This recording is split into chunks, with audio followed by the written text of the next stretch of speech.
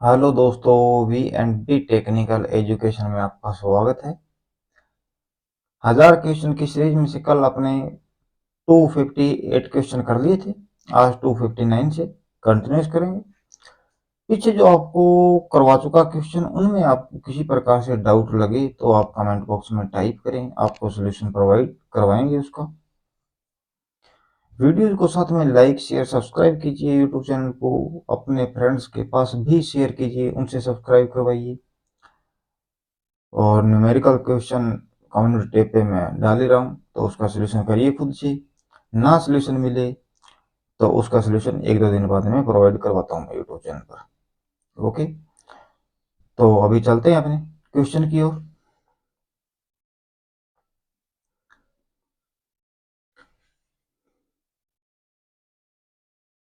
एक RLC series अनुनादी श्रेणी व समांतर परिपथ में क्वालिटी फैक्टर क्यू का मान क्या होगा यदि रेजिस्टेंस 4 ओम का, इंडक्टेंस 0.16 हेनरी का, कैपेसिटेंस 4 मिली फेरेड का। तो अपने को क्वालिटी फैक्टर क्यू फैक्टर बताना है। ओके, क्यू फैक्टर याद करने के लिए अपने नॉर्मली रेजोनेंट फ्रिक्वेंसी अपॉन में बैंडविड्थ रहती है। रेजोनेंट फ्रिक्वेंसी को याद करने के लिए वैसे हमने रेजोनेंस फ्रिक्वेंसी सीरीज और पैरेलल सर्किट में याद करते ही हैं, लेकिन half power frequency, one second, low power frequency गुणा हाई पावर फ्रिक्वेंसी के द्वारा अपने रेजोनेंट फ्रिक्वेंसी ज्ञात कर सकते हैं। बैंडविड्थ ज्ञात करने के लिए high power frequency minus low power frequency minus करके भी अपने बैंडविड्थ की वैल्यू ज्ञात कर सकते हैं। ओके, 1 में cos फाई जो क्वालिटी फैक्टर रहता है, ये शक्ति गुणांक के इन्वर्सली प्रोपोर्शनल रहता है। शक्ति गुणांक को लिखते हैं 1/r/z, यानी कि z/r इम्पीडेंस/रेजिस्टेंस, या ओमेगा l/r। ओमेगा जो अपने पास रहता है ये 2πf रहता है रेडियन पर सेकेंड में, एल इंडक्टेंस हेनरी में, रेजिस्टेंस ओम में, और 1 ओमेगा आर सी। ओमेगा वही सेम 2πf रहता है, आर रेजिस्टेंस और सी अपने पास कैपेसिटेंस हो गया। ओके, तो अभी ये सीरीज एंड पैरेलल्स के वीडियो पॉज करके लिख लेना आप ये फॉर्मूले। अभी अपने देखते हैं भी सीरीज जो आरएलसी सर्किट रहता है अनुनादी के अंदर, तो उस समय अपने पास क्वालिटी फैक्टर ज्ञात करने के लिए फॉर्मूला होता है 1/r√L/C। ओके, सीरीज के लिए। पैरेलल्स के लिए रहेगा resistance under root capacitance upon में इंडक्टेंस। ओके, तो फॉर्मूला वैल्यू पुट करते हैं 1/4 मल्टीप्लाई अंडर रूट 0.16 हेनरी अपने पास 4 मिली फेरेड का है, तो मिली की वैल्यू रहती है अपने पास 10⁻⁻3, डेसी के लिए 10⁻⁻1, सेंटी के लिए 10⁻⁻2, और मिली के लिए 10⁻⁻3 रहता है। -3 ऊपर लेके जाएंगे तो प्लस का हो जाएगा, और यहाँ पर पॉइंट के बाद 16 है तो पॉइंट हटाने के लिए अपन में 100 लगा देंगे, 2 जीरो से 2 जीरो। 160/4 को डिवाइड करेंगे तो ये अपने पास बचेगा 160 है 4, और अपने पास बचेगा 40 अंडर रूट 1/4। तो 40 का देखो आप अंडर रूट सोल्यूशन करो भागफल से, अंडर रूट 40 तो 6.324 6.234 है गया, और 1/4 यानी कि 0.25 को मल्टीप्लाई करो, वैल्यू आ जाएगी अपने पास is equal to multiply 0.25 1.58। Value क्या आ रही है अपने पास 1.58 क्वालिटी फैक्टर की वैल्यू। और अपने पास ये पैरेलल्स में क्वालिटी फैक्टर ज्ञात करने के लिए रेजिस्टेंस पुट करेंगे 4 ओम का है, अंडर रूट कैपेसिटेंस अपने पास 4 मिली का है, तो अपॉन में 1000 लगा देंगे, और अपॉन में अपने पास इंडक्टेंस है 16 हेनरी का 0.16। पॉइंट हटाने के लिए 2 जीरो लगा देंगे, 2 जीरो से 2, यानी कि 4/160, तो 1/4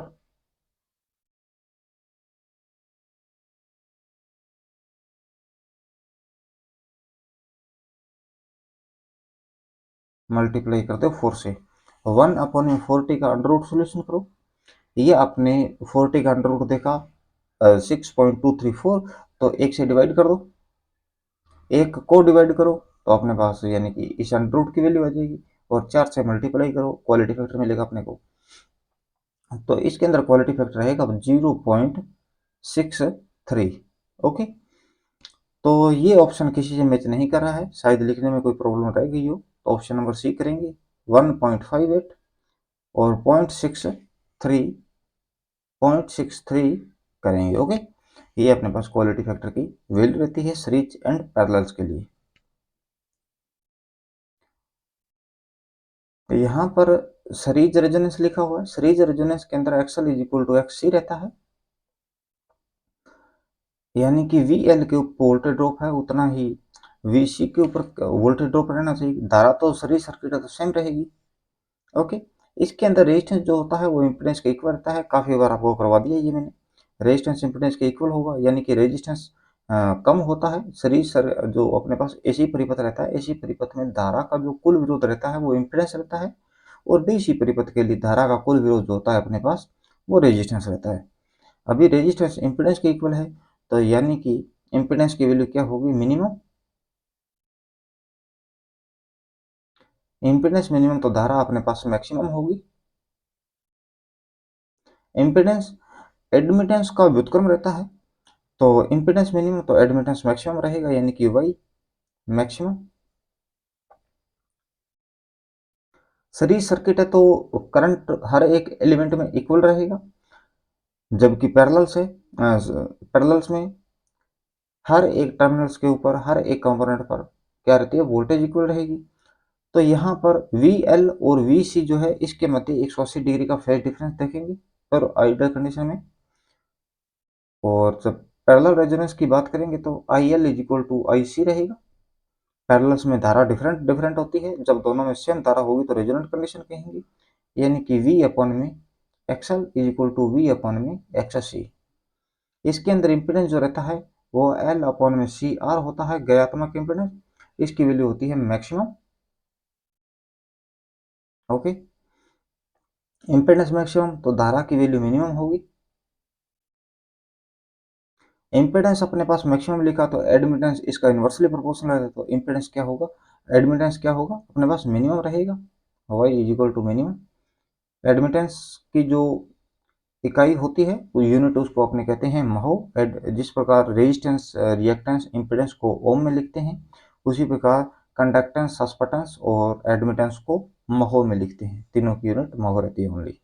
ओके, तो यहाँ पर आई एल और आई सी के मध्य 180 डिग्री का फेज डिफरेंस देखा जा सकता है, हर एक सिरे पर टर्मिनल वोल्टेज जो रहती है इक्वल होगी, और आई एल आई सी के मध्य 180 डिग्री का फेज डिफरेंस देखने को मिलेगा। क्वेश्चन नंबर देखते हैं 260।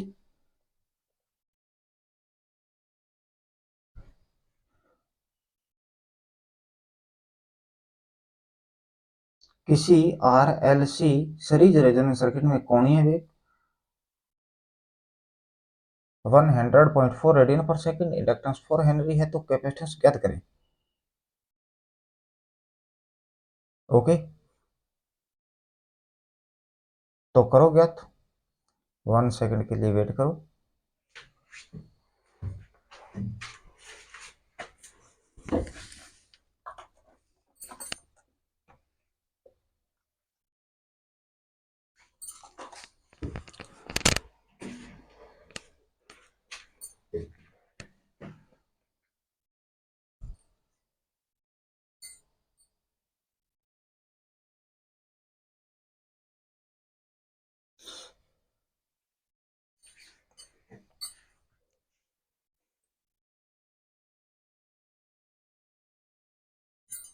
ये कह रहा है कि R L C series resonance है अपने पास।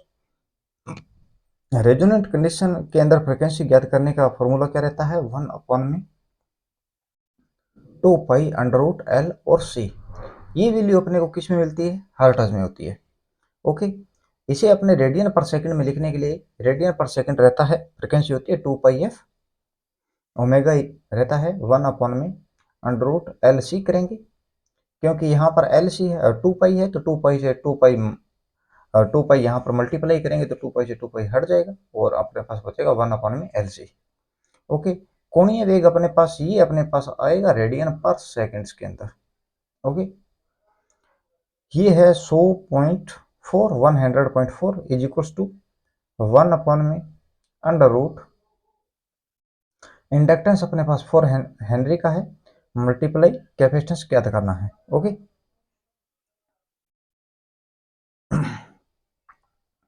तो अपने को कैपेसिटेंस की वैल्यू ज्ञात करनी है। तो इधर इसका अंडर रूट हटाएंगे तो एक का अंडर रूट की बात करें तो एक ही रहता है, एक का अंडर रूट सोल्यूशन करते हैं रूट तो वो अपने पास एक ही बचता है, जबकि यहाँ पर इसका स्क्वायर हटाएंगे, स्क्वायर लगाएंगे तो जो ये अपने पास अंडर रूट है इसको हटा सकते हैं अपने। ओके, यहाँ पर स्क्वायर लगाया और इसका अंडर रूट हटा दिया। अभी सी को यहाँ पर स्थापित करते हैं और जो ओमेगा यहाँ पर रख देते हैं तो रहेगा अपने पास सी इज इक्वल टू 1/4 गुणा 100.4 मल्टीप्लाई 100.4। इसको सोल्यूशन करो आप, 0.4 दो बार है तो अपने 100 लिख देंगे, पॉइंट के बाद में दो संख्या होगी अपने पास, 2 जीरो लगा दिया। तो अब इसको सोल्यूशन करो, आपको कैपेसिटेंस की वैल्यू मिलेगी देखने को।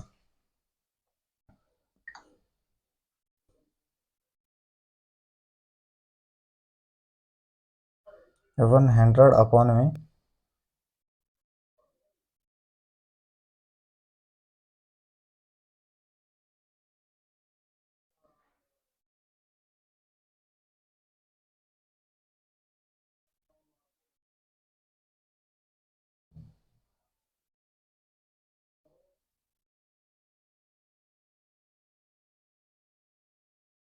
4 अपने पास हेनरी है इंडक्टर। तो इसके लिए रहेगा अपने पास नन ऑफ डीज, इनमें से कोई नहीं, 2.480। कैपेसिटेंस कितना रहेगा 2.480।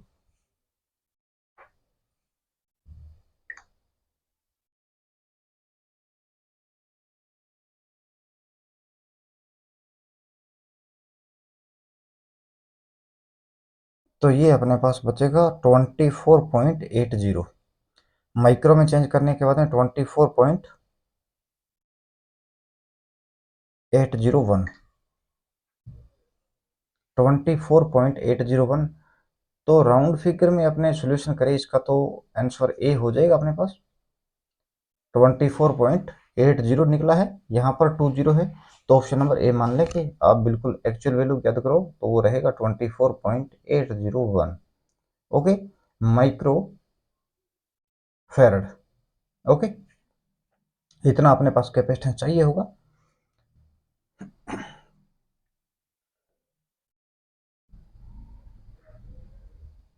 किसी 3 फेज इंडक्शन मोटर को ड्यूल स्टार्टर से स्टार्ट किया गया तो 300 न्यूटन मीटर आरंभिक टॉर्क था।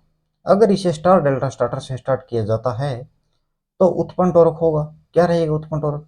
ड्यूल स्टार्टर के बारे में आप जानते हो कि इसके अंदर एनवीसी प्रोटेक्शन होती है अपने पास, ओएलसी प्रोटेक्शन होती है और बैकअप फ्यूज की प्रोटेक्शन रहती है।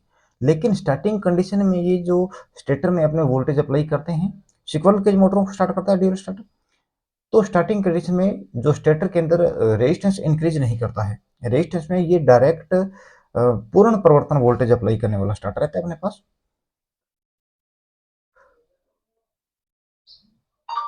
पूर्ण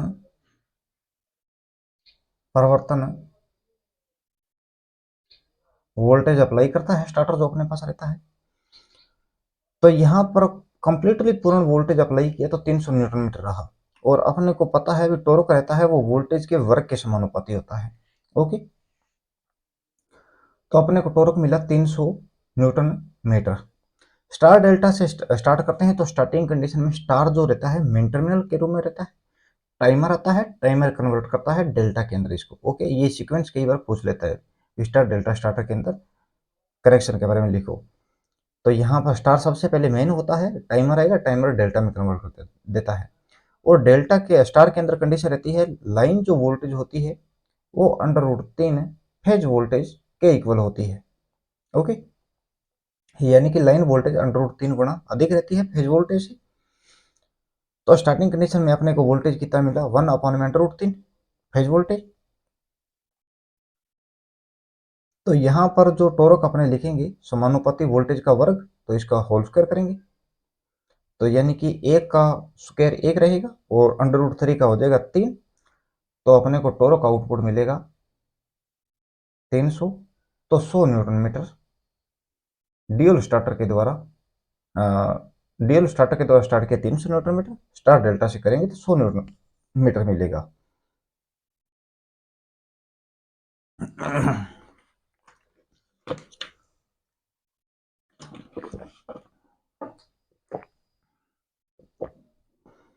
तो रहेगा 100 न्यूटन मीटर। ऑप्शन लिखने में कहीं प्रॉब्लम हो गई होगी, ऑप्शन नंबर ए करेंगे 100 न्यूटन मीटर्स। ओके। क्या ड्यूल स्टार्टर जो रहता है पूर्ण परिवर्तन वोल्टेज अप्लाई करता है मोटर के अंदर, स्टार्टिंग करंट को भी डिक्रीज नहीं करता, स्टार्टिंग वोल्टेज को भी कम नहीं करता, पूर्ण जितनी वोल्टेज लाइन की आ रही है उतनी वोल्टेज अप्लाई करके स्टार्ट करता है। 5 एचपी तक मोटरों को स्टार्ट करता है। स्टार डेल्टा स्टार्टर 15 से 20 एचपी तक मोटरों को स्टार्ट करता है। ऑटो ट्रांसफार्मर स्टार्टर 10 से लेकर 120 एचपी तक मोटरों को स्टार्ट करता है, यानी कि 10 से 120 एचपी तक। और जो ऑटोमेटिक ऑटो ट्रांसफार्मर स्टार्ट रहता है ये 120 से लेकर 425 एचपी तक की मोटरों को स्टार्ट करता है।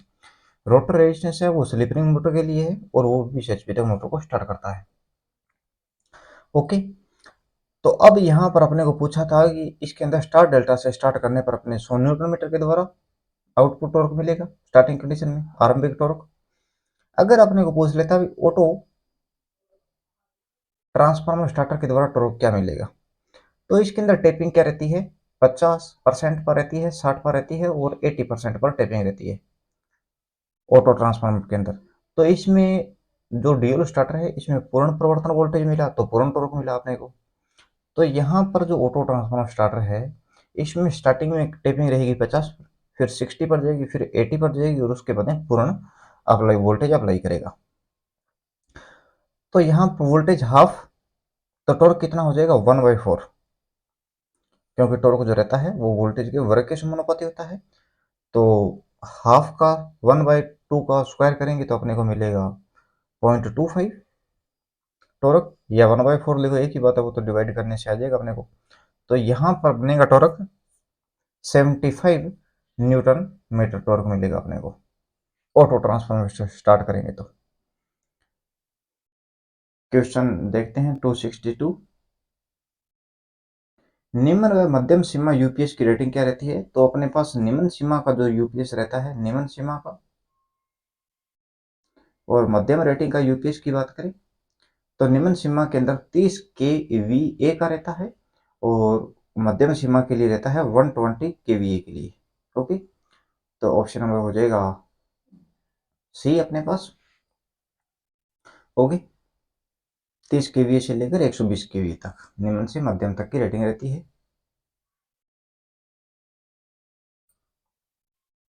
डीसी कंपाउंड मोटर में फील्ड वाइंडिंग को कंट्रोल करना है उपयुक्त स्टार्टर कौन सा है, तो आपको कई बार बता चुका मैं भी। जो 2 पॉइंट स्टार्टर होता है डीसी सीरीज मोटर को स्टार्ट करता है, डीसी सीरीज मोटर को।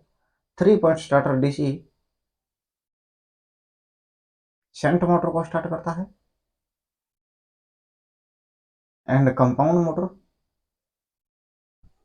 4 पॉइंट स्टार्टर भी DC shunt and compound motor को स्टार्ट करेगा। ओके।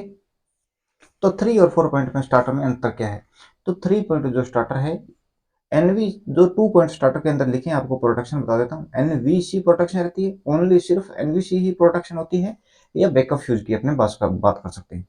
बैकअप फ्यूज कम यूज करते हैं शायद तक। पहला जो अपने पास प्रोटेक्शन होती है 2 पॉइंट स्टार्टर के अंदर वो एनवीसी ही प्रोटेक्शन होती है, ना ओएलसी प्रोटेक्शन रहती है, ओनली सिर्फ NVC, no volt protection, no volt coil रहती है।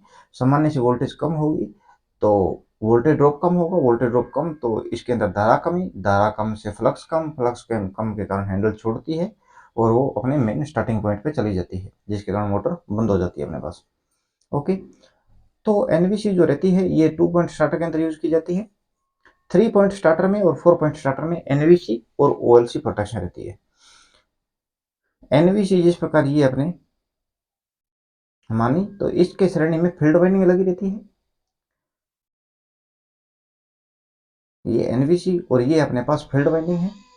अब फील्ड वाइंडिंग का करंट कम किया तो फ्लक्स कम होगा। फ्लक्स कम के कारण गति हाई हो जाएगी क्योंकि गति इनवर्सली प्रोपोर्शनल रहती है। ओके, गति हाई हो जाएगी। अपने मान लिया कि गति हाई होगी तो अब अपने पास करंट जो कम हुआ तो एनवीसी का भी करंट कम होगा। एनवीसी का करंट कम तो ये हैंडल को छोड़ती है, मतलब फ्लक्स कम होगा, फ्लक्स के कारण हैंडल को पकड़े नहीं रखेगी और वो मोटर स्टार्टर जो है स्टार्टिंग कंडीशन में चला जाता है और मोटर बंद हो जाती है अपने पास।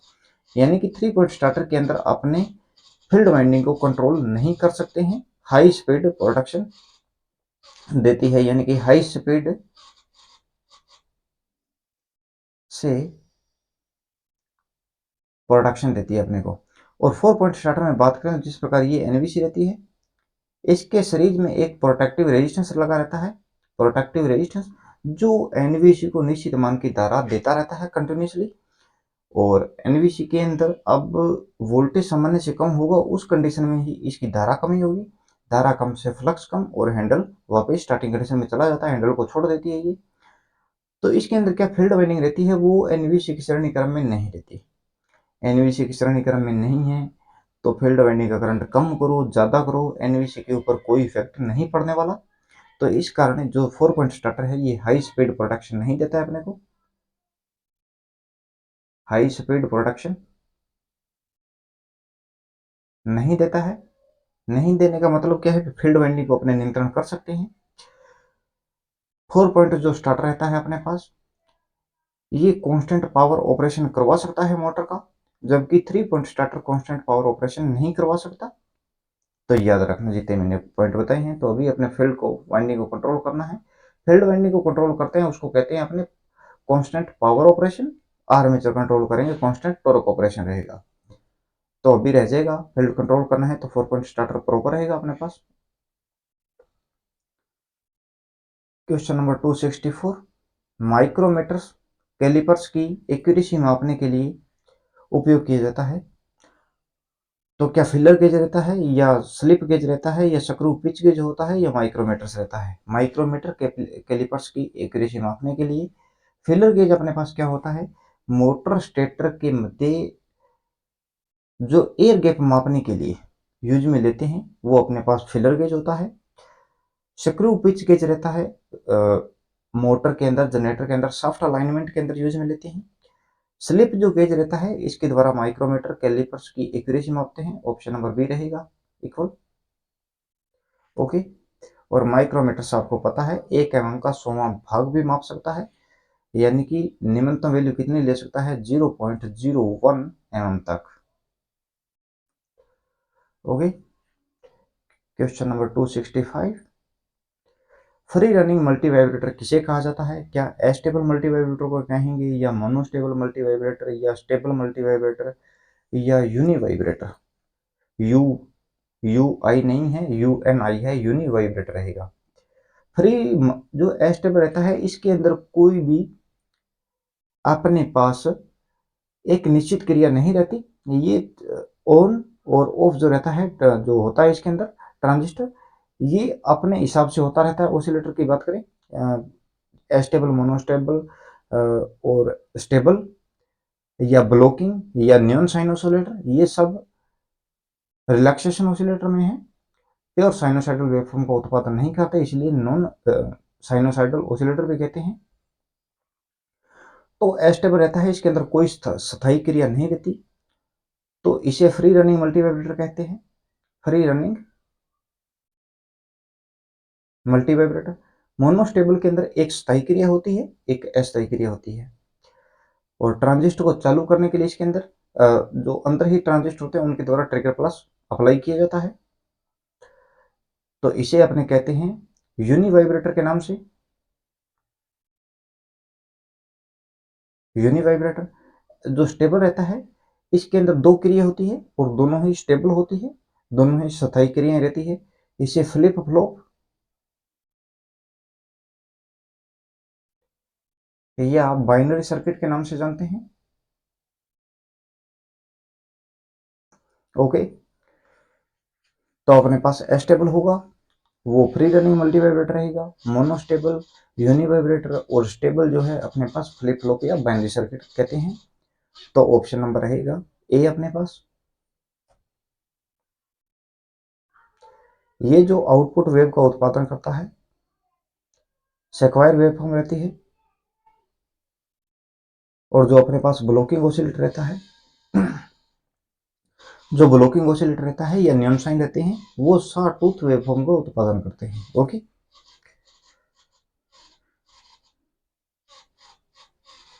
सोलर सेल की अधिकतम शक्ति और open circuit voltage short circuit के गुणनफल का अनुपात फिल फैक्टर कहते हैं। काफी बार बता चुका हूं मैं, यानी कि मैक्सिमम पावर और open circuit voltage multiply short circuit धारा के गुणनफल का जो अनुपात रहता है वो अपने पास फिल फैक्टर होता है। ये लगभग 0.7 रहता है सोलर सेल के अंदर अपने पास। ओके,